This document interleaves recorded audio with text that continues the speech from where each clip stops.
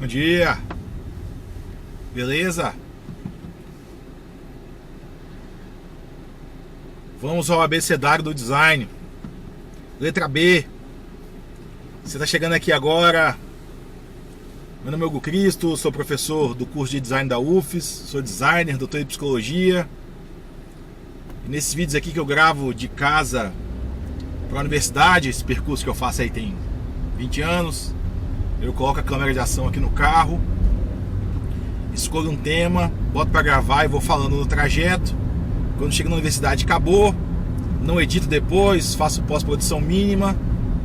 E a ideia é falar de temas que interessam designers, mas também galera da psicologia, da computação, que tem as interfaces com o design aí, beleza? Eu comecei essa maluquice de tentar montar um abecedário do design usando as letras do alfabeto para falar de temas que são importantes. O primeiro vídeo eu falei de affordances, ad affordances. E agora, por motivos óbvios, né, as pessoas devem esperar que B de Bauhaus. B de Bauhaus coisa nenhuma. Assim, claro, B de Bauhaus, né? Toda pessoa que se preza designer deve ter algum dia parado para ler sobre a dita escola fundadora do design como nós conhecemos, a encarnação moderna dele, né? Vou fazer aqui a minha reverência e falar que de fato não é possível você se dizer designer sem ter parado para estudar Bauhaus, mas não ficar estudando Bauhaus como se fosse um estilo formal, né? Ficar aí vangloriando formas geométricas simples, cores primárias, tipografia sem serifa. Isso é o de menos da Bauhaus. A parte da Bauhaus que mais interessa pra gente como designers deveria ser a dimensão política, a intenção deles de não só procurar por novas formas, novos objetos, novas relações de uso, mas essas relações de uso inseridas num contexto político e econômico mais amplo, de reconstrução da Alemanha, né? Nós sabemos onde a Alemanha foi, onde deu a Alemanha aí entre a Primeira e a Segunda Guerra. Então, no século XX nós temos a República de Weimar, que se coloca como um caldeirão de reconstrução da Alemanha, né? Mas enfim, depois com a ascensão do Führer a gente tem o fechamento da Bauhaus, especialmente a Bauhaus mais combativa, mais politizada. Mas enfim, história, qualquer cadeira de história do design vocês vão dar conta de estudar isso. Qualquer livro mequetrefe de introdução à história do design vai falar sobre a Bauhaus também, que não vou gastar energia com isso não. Eu vou dar uma capixabada nesse vídeo, vou trazer para o bairrismo aqui, mas para não soar só meramente anticolonial, né, de não ficar discutindo esse design mais eurocêntrico, de matriz eurocêntrica alemã, que é muito celebrado e festejado, eu preciso também fazer uma concessão aqui a falar da importância do Guy Bonzip. Então, B de Bauhaus, B de Bonzip também, que é um teórico muito importante para mim no design. Eu já comentei aqui sobre ele quando eu falo no vídeo o que é design, né, a minha concepção de design aqui. Vocês podem saber um pouquinho mais do Bonzip verificando esse vídeo. Mas é B de Bauhaus, é B de Bonzip e é B de Barbosa também. Eu tenho que falar de Ronaldo Barbosa. Ronaldo Barbosa é um dos caras que praticamente desbravou o design do Espírito Santo quando tudo era mato. Foi meu professor aqui na UFES, ele foi um dos fundadores do curso de design da UFES. É um cara que ensinou à sociedade capixaba o que era design, o valor do design. Não só os empresários, mas também políticos, porque ele fez muito projeto governamental, né? Ele fez o Banco do Estado daqui, o maior canal de TV, a retransmissora da Globo daqui também foi ele que fez Identidade. Foi um projeto muito discutido, inclusive eu lembro, eu já era professor no curso de publicidade da Estácio, o único designer no curso, inclusive, designer de formação, né? Tinha outros designers obviamente lá dando aula. Mas foi uma baita da discussão, porque as pessoas achavam que não tinha padrão Globo. Enfim, ele convenceu as pessoas daqui que era possível fazer diferente. A identidade segue até hoje. Fez o Detran também do Espírito Santo, fez o projeto da Rodossol, que foi a primeira grande rodovia privatizada que o Espírito Santo teve uma concessão muito importante lá nos anos 2000, final dos anos 90, né, começo dos anos 2000. E ele fez um projeto muito diferente, muito inovador. Eu não sei qual que é a relação dele nesse momento, mas ele era foi o responsável pela constituição do Museu da Vale, aqui da antiga Vale do Rio Doce, né? O Museu Vale, que é um espaço cultural importantíssimo, equipamento público, né? Privado, assim, ele tem uma coisa de surgir depois da privatização da Vale, mas você tem todo um movimento aí de equipamento cultural, que trabalhava com a história da ferrovia, mas também com exposições de arte. É um cara muito envolvido até hoje, né, com a cena artística do Espírito Santo, um pouco ali de divulgação de jovens trabalhos, mas também de trazer para o Espírito Santo obras importantes, né? Foi um baita de um professor que a gente teve aqui.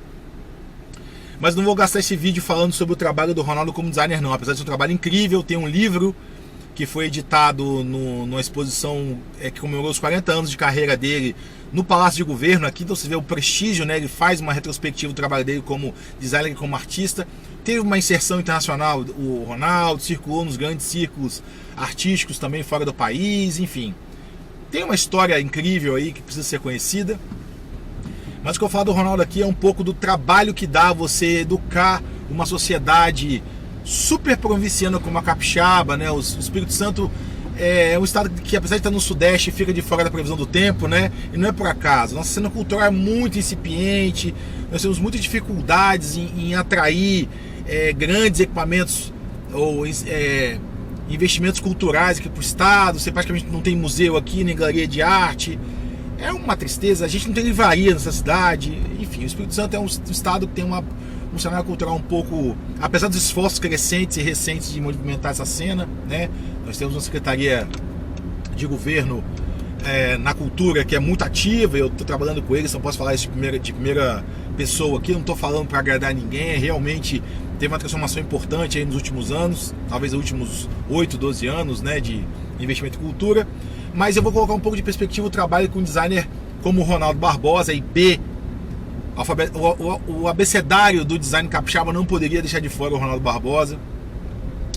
E vou colocar vocês em perspectiva. Nos anos 80, o Espírito Santo nem tinha shopping ainda. Pensem um pouco, a gente tinha muitas lojas de departamento nacionais, tipo Mesbla, a gente tinha uma gigante que era da Adalto, tínhamos lojas americanas, né? E quem lembra da Mesbla sabe que ela era uma loja de departamento que funcionava como shopping. Então o programa de final de semana das famílias de classe média do Espírito Santo era visitar a Mesbla. Eu lembro que eu fiz muito isso sábado de manhã, vi com a família. E aí você tinha vários departamentos, casa, eletrodoméstica, etc. Você tinha uma lanchonete, um restaurante famoso. As pessoas também iam muito às lojas americanas aqui no centro de Vitória. A gente chamava de centro, né? O capixaba é muito doido, ele chama a esplanada nossa aqui, onde tinha o governo, prefeitura, Assembleia Legislativa e tal, de centro. A gente ia pro centro da cidade, isso foi nos anos 80, 85, 86, para você visitar essas grandes lojas de departamento também, da Adalto, Mesbla, lojas americanas e tal.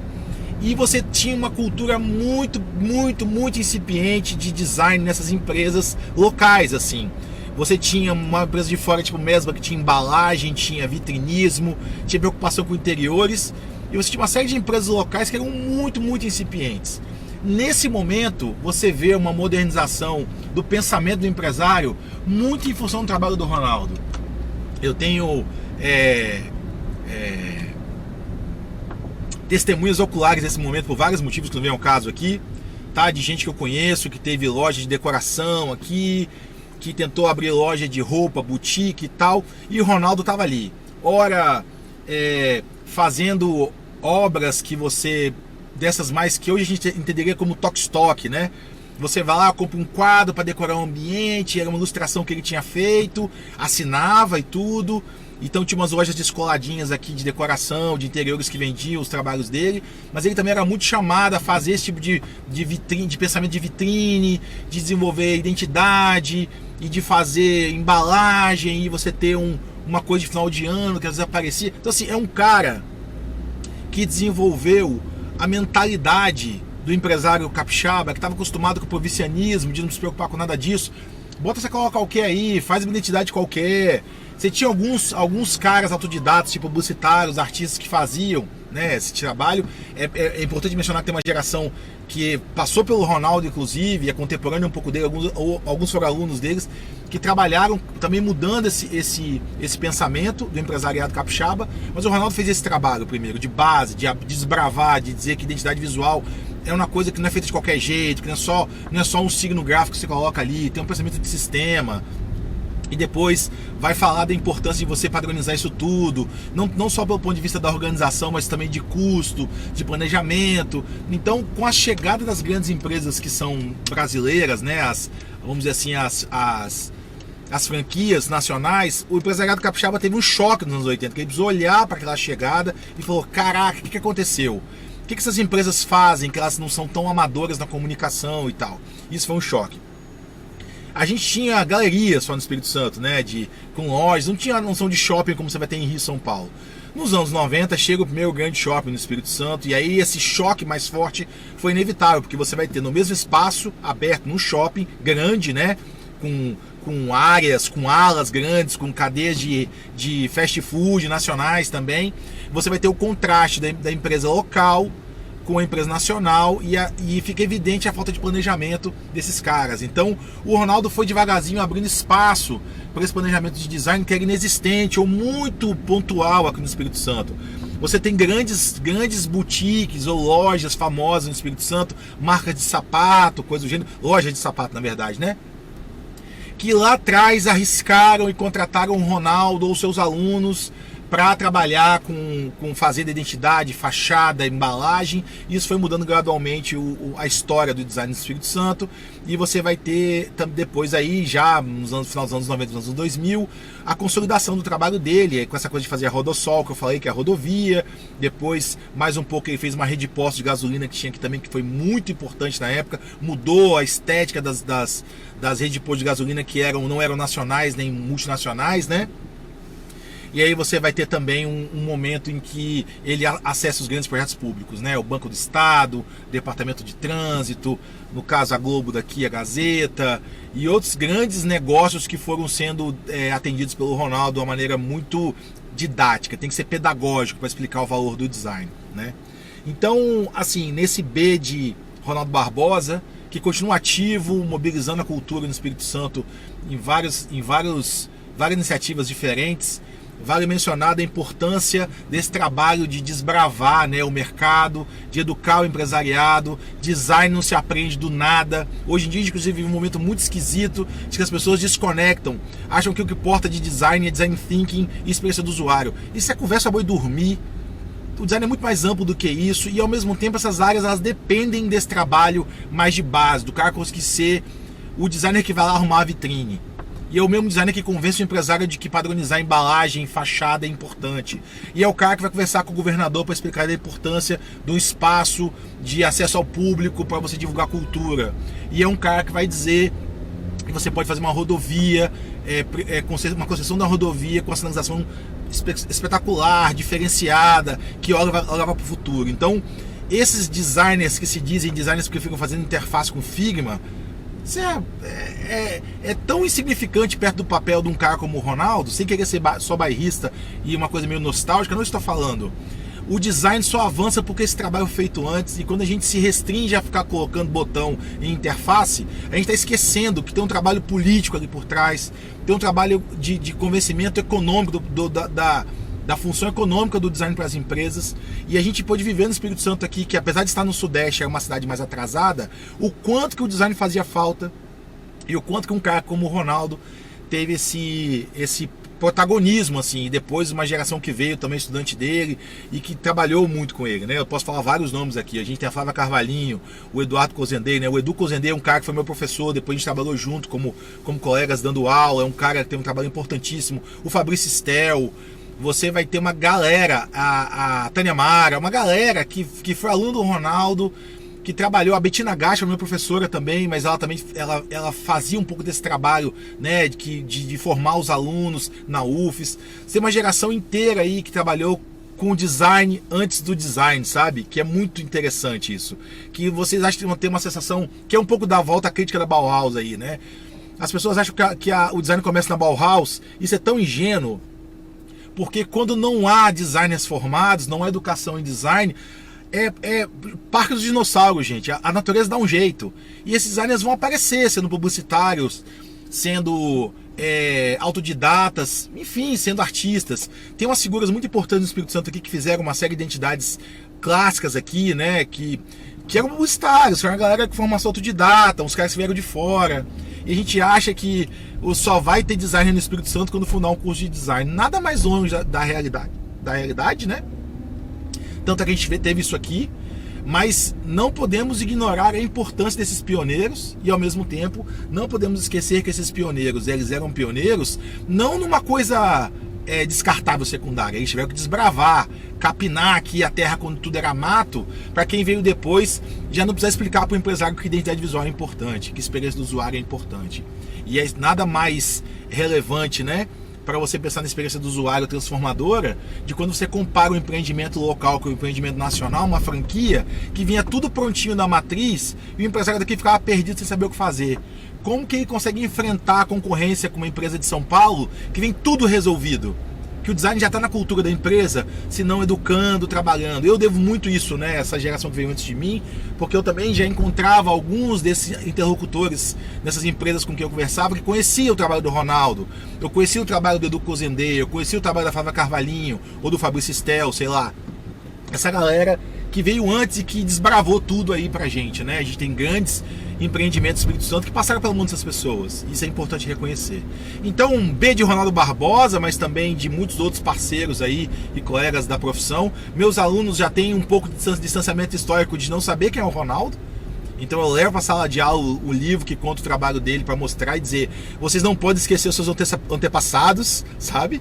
Mas ao mesmo tempo isso também tem um pouco de, eu acho que, relação com o empobrecimento da noção de design, como se design tivesse restrito a UX e UI. Nada mais longe da realidade. A gente só tem UX e UI hoje no centro da história porque alguém se deu o trabalho de ir lá fazer uma fachada, uma embalagem, uma vitrine, beleza? Então, B de Bauhaus sem dúvida, B de Bonzip sem sombra de dúvida, mas B de Ronaldo Barbosa também. Ronaldo Barbosa, um dos grandes pioneiros aí do design capixaba, e por que não dizer design brasileiro, né? É um cara que estudou na ESD, estagiou com a Luiz Magalhães. Então ele trouxe para cá também não só mágica, ele trouxe uma educação que foi pensada para o design no Brasil e que fez diferença aqui, beleza? Vamos lá, depois temos um C aí que também não é trivial, hein? Se tiver sugestões, fica aí o convite a mandar temas das letras que eu vou abordar nos próximos vídeos. Valeu, galera, boa semana. Cinto de segurança, protetor solar, Vitória 36 graus, bicho. 10h30 da manhã, vamos combinar, né? Ô cidadezinha, valeu!